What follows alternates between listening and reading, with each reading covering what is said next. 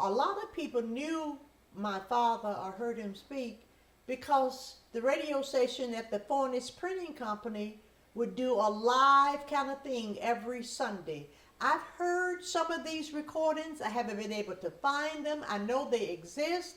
I'm going looking for them. But I can, some of these things I can hear my daddy speaking. I can hear that pipe organ as Eleanor Anderson would get it going. You could hear the air just running through the pipes as she would break into an introduction for Holy, Holy, Holy, or what have you.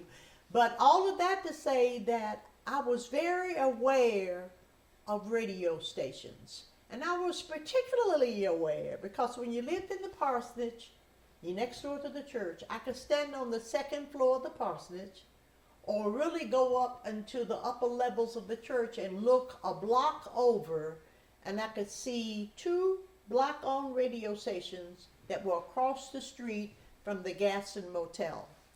One time, Chester and I were driving back from Lexington to Birmingham, and we always talked about how the music changed as you came down I-65.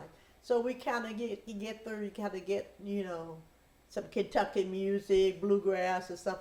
But as you get deeper and deeper south, the music around Christmas time, Merry Christmas, baby. It gets to get more of that blues thing. Well, we were listening to the radio. We were coming in early one morning, about 1 or 2 o'clock. And the DJ said, I want to give a shout out to my man, Luke Beard. Well, Luke Beard is my brother. And I'm trying to figure out, it was Tall Paul. We called him Tall Paul, who had gone to Parker High with Luke, and they were real tight. But people like Tall Paul and Shelley, the Playboy, were like little gods in our lives. And by that, I mean no TV.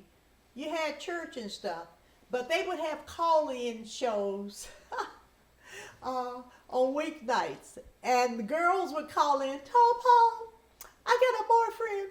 What should I do about them? They would lay out their problem. And of course, they were also stand-up comedians.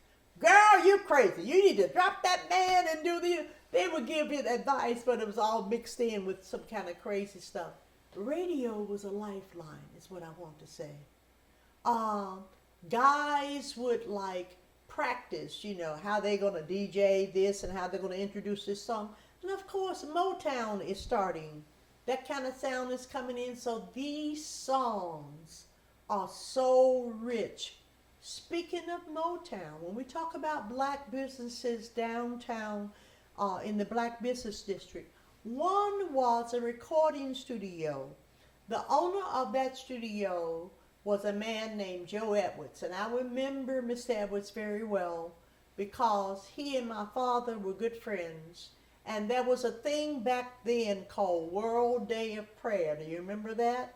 And that's when the white churches in downtown Birmingham would kind of give a once-a-year overture, if you will, to black church. 16th Street is right there in their faces. You can't miss us. But once a year, World Day of Prayer. And so my daddy was invited to speak this particular year for World Day of Prayer.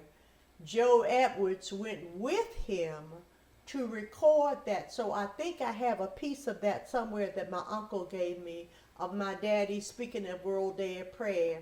And they sang. So my father was a bass baritone and Joe Edwards was kind of a tenor baritone kind of. But Joe Edwards is the father of Dennis Edwards of the Temptations. So that was the connection I was trying to make, that people like that were around.